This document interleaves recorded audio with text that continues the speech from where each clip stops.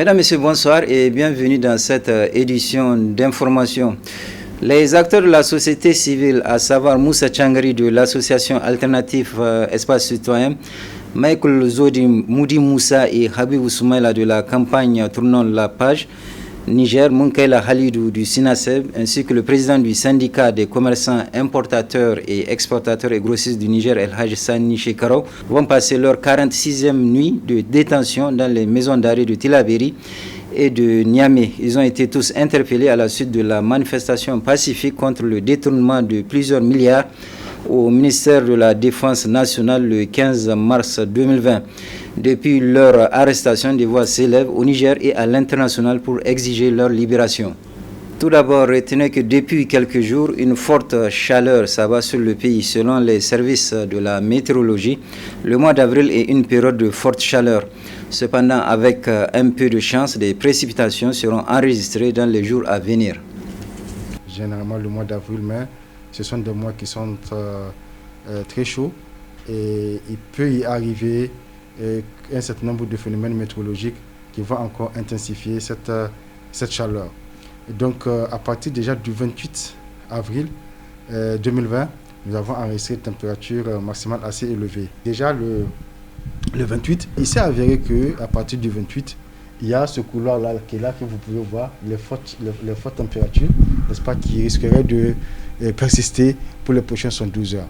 Donc, il est clair que lorsque vous avez une température assez élevée de 45-46 degrés Celsius qui persistera sur le pays, il est bien d'informer la population sur ce phénomène, également pour que la population puisse prendre des dispositions. Maintenant, si on revient aux températures enregistrées hier, le 29 avril, vous voyez très bien que à Bulma, nous avons cette température de 46,6 degrés Celsius qui a persisté. Nous avons sur le Manga 45,9 à Méné, nous avons jusqu'à 45,5 degrés à Gouré, nous avons jusqu'à 45 à Benokoni, nous avons 45 à Tillabéri, nous avons 45 à Agadez. Vous voyez que cette température a aussi persisté. Et également pour 1er mai 2020, vous voyez toujours ce couloir-là est là, cette trajectoire est là, donc il y aura toujours ces températures-là qui seront très élevées. Mais il est important de noter que au niveau du Sahel, il y a la perturbation qui est là. La perturbation, elle est très importante. C'est-à-dire que on peut y avoir cette forte chaleur qui est là, mais cette chaleur-là peut être cumulée à de l'humidité. Donc c'est ce que nous avons observé depuis le début de cette semaine. C'est-à-dire dans les basses couches au niveau du sol, nous avons vraiment de l'humidité. Et cette humidité fait en sorte que la chaleur que nous sommes en train de pressentir, n'est-ce pas, on sent qu'elle est un peu plus importante. Donc, hier, à partir de l'après-midi, suite à cette forte chaleur, nous avons aussi une remontée de l'air humide. Donc, cette remontée de l'air humide a fait en sorte a favorisé en fait la formation des orages localisés qui ont quand même précipité sur la région de Dosso. Donc, pour notre prévision, il est important quand même de noter que sur la région de Niamey, Dosso, Tillabéri et Tawa, cet après-midi, nous allons quand même observer une légère baisse. Le sentier qui a eu cette pluie. Donc, vraiment, les conditions sont là. Et il peut y avoir, avec les activités pluvieuses orageuses, parce que cet après-midi, nous prévoyons des activités pluvieuses orageuses sur les régions du fleuve et également sur le sud Ader. Donc, il y a de fortes chances qu'on ait des baisses de température sur la partie ouest. Mais il est important également de noter que sur les régions de Difa, Zender, Maradi, le Kawa et Agadez, les températures vont rester quasi stationnaires. C'est-à-dire qu'on va toujours se retrouver, même cet après-midi, avec des températures au-delà de 45 degrés Celsius. Ensuite, les députés et le personnel de l'Assemblée nationale ont remis un chèque de 50 millions de francs CFA à la cellule de gestion du Covid-19 au Niger. Le chèque a été réceptionné ce matin par le directeur de cabinet du Premier ministre. Compte rendu Ismaël Moumouni et Chebou Guisso. Rester en marge de la mobilisation des fonds pour venir à bout du Covid-19, c'est que nous saurons cautionner les parlementaires et le personnel de l'Assemblée nationale. C'est pourquoi ils offrent ce chèque de 50 millions de francs CFA à la cellule de gestion de cette maladie. l'Assemblée nationale se devait de faire donc une contribution au comité de lutte, au comité national de lutte contre le Covid-19. Et c'est ce qu'on vient de faire ce matin. C'est une maladie, comme vous le savez, qui est en train de menacer le monde, la terre entière. Elle est arrivée au Niger, donc le Niger doit lutter vraiment efficacement pour la fin de cette maladie-là. Dans ce cadre, l'Assemblée nationale, les députés, le personnel de l'Assemblée ont contribué personnellement pour un montant de 50 millions de francs CFA. Le président de l'Assemblée a donné 3 mois de ses indemnités. Comme vous le savez, il n'y a pas de salaire au niveau des députés. Les députés n'ont que des indemnités. Le président de l'Assemblée nationale donc, a donné 3 mois de ses indemnités dans les 50 millions. Et les députés, les agents de l'Assemblée aussi ont contribué dans leur indemnité pour les députés et dans leur salaire pour les agents pour constituer les 50 millions. Donc c'est un don personnel des agents de l'Assemblée et des députés nationaux et du président de l'Assemblée nationale qui vient d'être fait au comité, auquel nous souhaitons une bonne utilisation de ce don. Cette somme importante va contribuer dans la riposte contre le Covid-19, ce qui n'a pas manqué de souligner le directeur de cabinet du Premier ministre. Vous avez entendu l'appel du président de la République et vous avez agi à travers cet important don de 50 millions de francs CFA. Déjà, à l'ouverture de votre première session au titre de l'année 2020, il y a quelques jours, vous avez fait un don particulièrement apprécié de 50 millions de francs CFA au profit des familles des forces de défense et de sécurité. Comme d'habitude, vous avez su donner le bon exemple, l'exemple du patriotisme, l'exemple de la solidarité nationale, car en tant qu'élu, vous avez conscience que tout ce qui touche les populations nigériennes vous touche directement.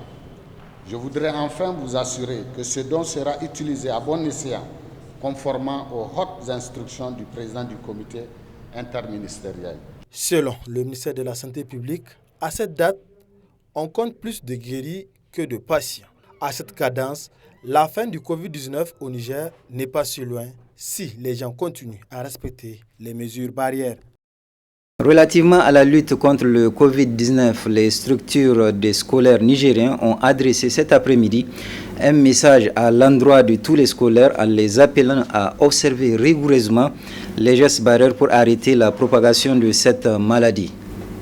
Depuis le mois de décembre 2019, le monde entier est en proie à une pandémie provoquée par le Covid-19. À cette date, il n'existe ni traitement ni vaccin unanime contre cette pandémie qui a déjà causé la mort de plus de 200 000 personnes, dont 32 au Niger. La seule arme pour la combattre, c'est la prévention. C'est pourquoi le respect des gestes barrières, comme le lavage des mains à l'eau et au savon ou au gel hydroalcoolique, le port du masque, la distanciation physique d'au moins 1 mètre, s'impose à tous pour préserver notre santé et celle des autres. J'invite l'ensemble des camarades militants de l'USN à s'impliquer fortement dans la sensibilisation des populations contre le Covid-19. Le monde vit actuellement l'une des plus grandes pandémies de son histoire dénommée Covid-19. Cette pandémie est pernicieuse. Elle a déjà causé la mort de plus de 200 000 personnes et des millions d'autres diagnostiquées positives. Le Covid-19 est une tragédie. Il n'a ni traitement ni vaccin unanime. Seule la prévention permet d'y faire face.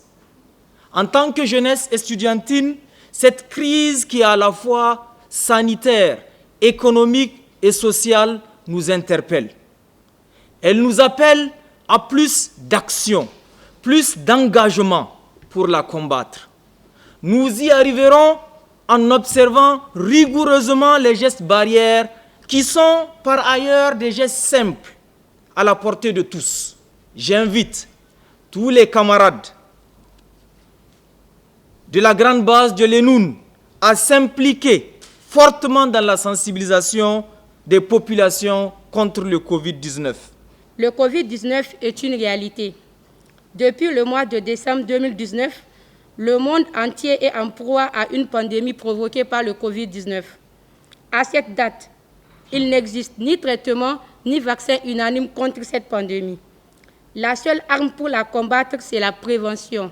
C'est pourquoi le respect des gestes barrières comme le lavage des mains à l'eau et au savon ou au gel hydroalcoolique, le port du masque, la distanciation physique d'au moins 1 mètre s'impose à tous pour préserver notre santé et celle des autres. Chers camarades, nous demandons à toutes les étudiantes de s'assurer, dans leur sphère d'influence, que tous les gestes barrières, la distanciation sociale, les mesures d'hygiène et le port constant des masques sont respectés. J'invite l'ensemble des camarades militantes de l'Union des étudiants nigériens à l'Université de Niamey à s'impliquer fortement dans la sensibilisation des populations contre le Covid-19. Le mois de Ramadan ne se déroule pas sans comportement paradoxal chez certaines personnes. En effet, c'est dans ce mois qu'on observe des gens qui redeviennent subitement musulmans. Plus d'explications avec le prédicateur Ari Yakuba. Les oulémas ont catégorisé les gens par rapport à ce mois de Ramadan. Ils ont fait cet exercice. Il y a des gens qui se préparent dès avant le mois de Ramadan, c'est-à-dire quelques mois avant ou quelques jours avant, ils se préparent à accueillir ce mois. Et dès que ce mois s'annonce, ils se préparent à tout ce qu'on attend d'eux, d'un croyant dans ce mois. Et c'est cette catégorie qui sera bénéficiaire de ce mois. Il y a aussi parmi les catégories ceux-là qu'on appelle les ramadaniers. C'est ceux-là qui ils ne connaissent que Allah que pendant le mois de Ramadan. Tu vas les voir, on range tout pendant ce mois. On se range par rapport à toute œuvre, à tout péché, pour se donner à la mosquée ou aux jeunes. Et dès que ce mois quitte, ils retournent à leur ancienne pratique. Certains ne prient pas que pendant le mois de Ramadan. Et ça, on attire l'attention des gens. Et déjà, c'est, comme on l'a dit, cette expression du rahma qu'il y a à travers ce mois. Même ceux qui ne le font pas viennent. Et c'est peut-être une chance pour certains à partir de ce mois de revenir carrément. Et c'est ce qu'on leur souhaite. Le secrétaire général de la Fédération nigérienne de football a animé cet après-midi un point de presse pour apporter des éclaircissements sur le soutien financier immédiat de la FIFA à ses associations membres. Compte rendu Ibrahim Tikire et Ibrahim Abdou.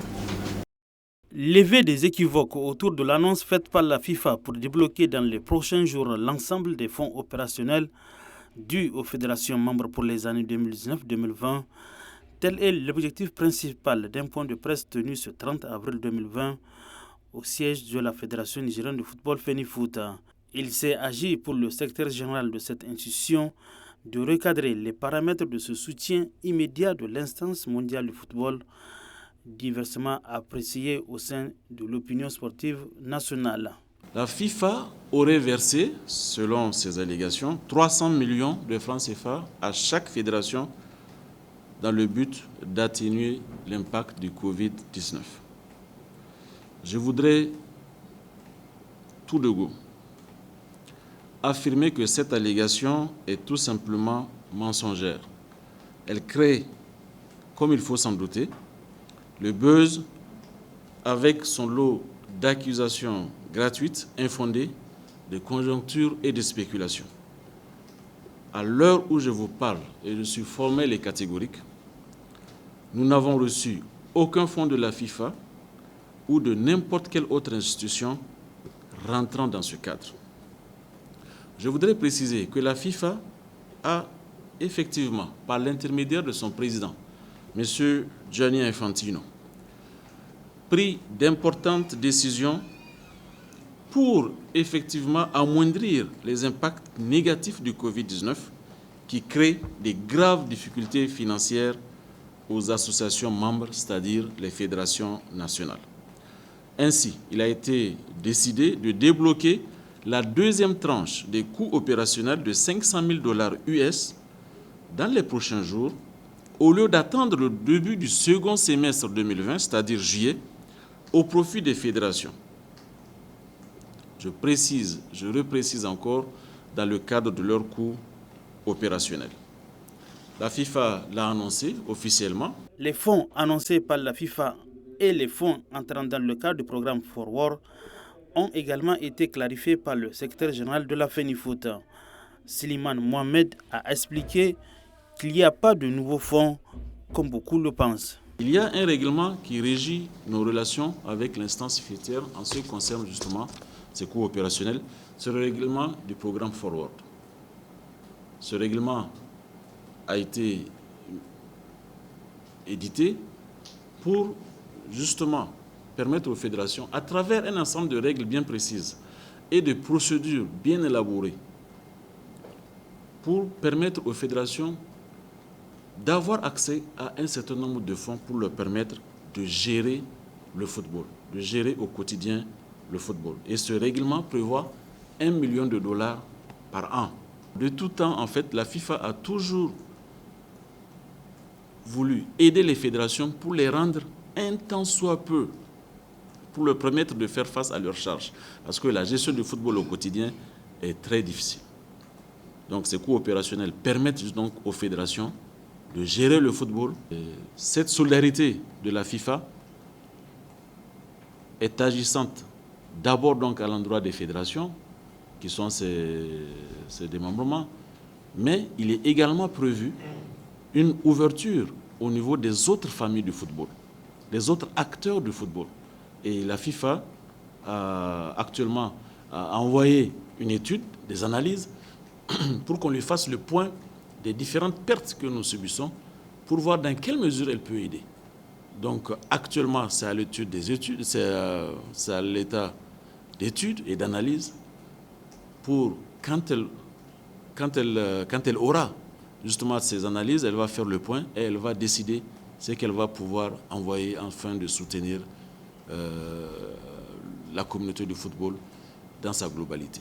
Tout en saluant l'approche du président de la FIFA visant à allouer aux fédérations membres l'ensemble des fonds opérationnels pour les années 2019-2020, le secrétaire général de la FENIFOOT s'est réjoui de l'esprit de solidarité et de coopération entre la FIFA et les associations membres.